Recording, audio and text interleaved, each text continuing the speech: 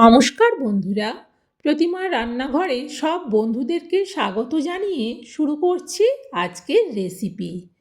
আজকে আমি ওলকপির দুর্দান্ত স্বাদের একটা রেসিপি তোমাদের সাথে শেয়ার করব। এই রেসিপিটার নাম ওলকপির ঘন্ট, বা অনেকে বলে ওলকপির ছেঁচকি। তো যাই বলো না কেন, ওলকপির রেসিপিটা কিন্তু দারুণ লাগে খেতে। ভাত রুটি সবের সাথে খাওয়া যাবে। এবারে এই ওলকপিগুলোকে ছাড়িয়ে ধুয়ে নিয়েই ফিরে আসছি। দেখো, ওলকপিগুলোকে ছাড়িয়ে ধুয়ে নিয়েছি। যে জায়গাগুলো একটু খারাপ ছিল বাদ দিয়ে দিয়েছি, আর ওলকপিগুলো খুব নরম।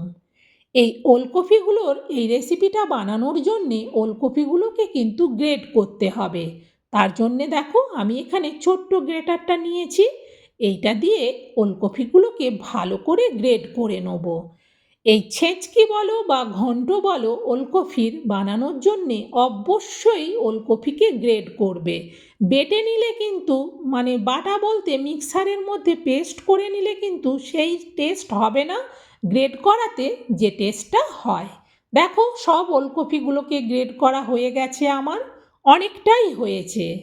এইভাবে সব ওলকপিকে গ্রেট করে নিতে হবে। আর এই রেসিপিটার জন্যে ওলকপি কিন্তু অবশ্যই নরম হতে হবে। চলো এবার রান্নাটা শুরু করি। গ্যাস জেলে কড়া বসিয়ে দিয়ে কড়াতে আমি দিয়ে দিচ্ছি সরিষার তেল।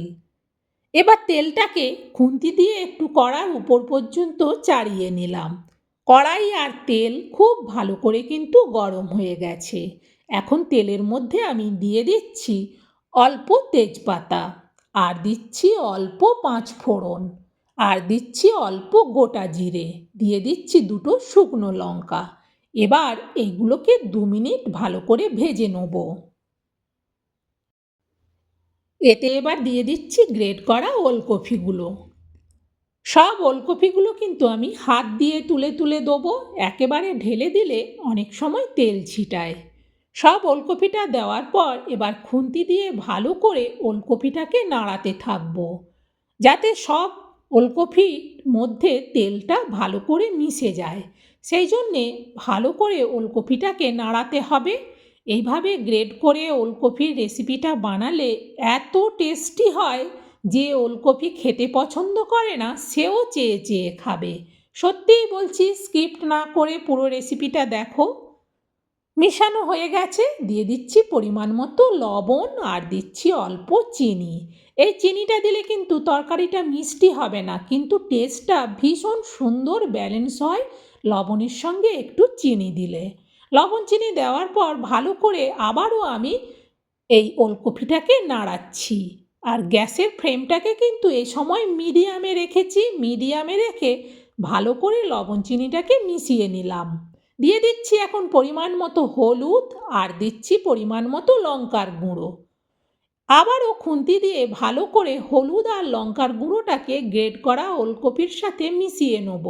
কড়াইটাকে একটু চিমটা দিয়ে ধরে নিলাম, না হলে কড়াইটা নড়ছে, মেশাতে অসুবিধে হচ্ছে। দেখো, লবণ দেওয়ার ফলে ওলকপি থেকে একটা জল জল ভাব হয়েছে। ভালো করে হলুদ আর লঙ্কার গুঁড়োটা মেশানোর পর এটা ঢেকে দিচ্ছি। প্রায় মিনিট 3 বাদে কড়ার থেকে ঢাকনাটা সরাচ্ছি। খুন্তি দিয়ে আবারও ওলকপিটাকে একবার ভালো করে উল্টে পাল্টে নেড়ে দেবো।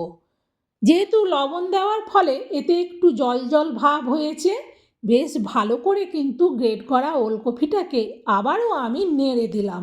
এতে কিন্তু খুব বেশি মশলা দিতে হয় না, এটা কিন্তু এমনিই বেশ ভালো লাগে।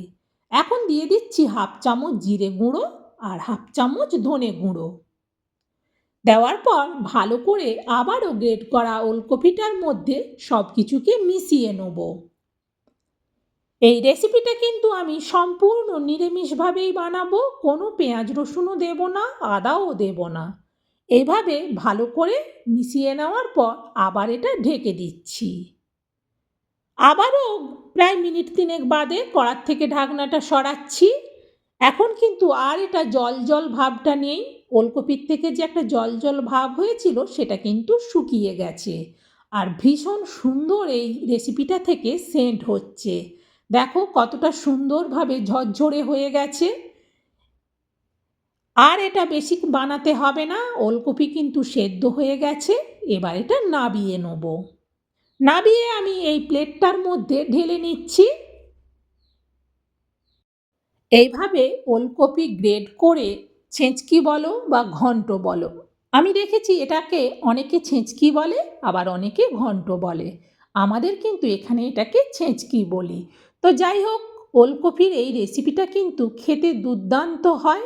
আর দেখো কত সহজভাবে বানিয়ে নিলাম। তোমরাও অবশ্যই একদিন বাড়িতে বানিও, তাহলে বুঝতে পারবে যে ওলকপিকে এইভাবে রান্না করলে খেতে কতটা দুর্দান্ত স্বাদের হয়। আর রেসিপিটা দিয়ে কিন্তু ভাত, রুটি, পরোটা, লুচি, মুড়ি সব কিছু খাওয়া যাবে। আর যেহেতু সম্পূর্ণ নিরামিষভাবে বানালাম, তাই এটা নিরামিষের দিনে যদি বানাও আর অন্য কিছু লাগবে না। এই একটা রেসিপি দিয়েই কিন্তু যে মুড়ি খেতে চাইবে সেও পারবে, যে ভাত খাবে সেও খাবে, যে রুটি খাবে সেও খাবে। বন্ধুরা, আমার এই রেসিপিটা তোমাদের কেমন লাগলো সেটা কমেন্টে জানিও।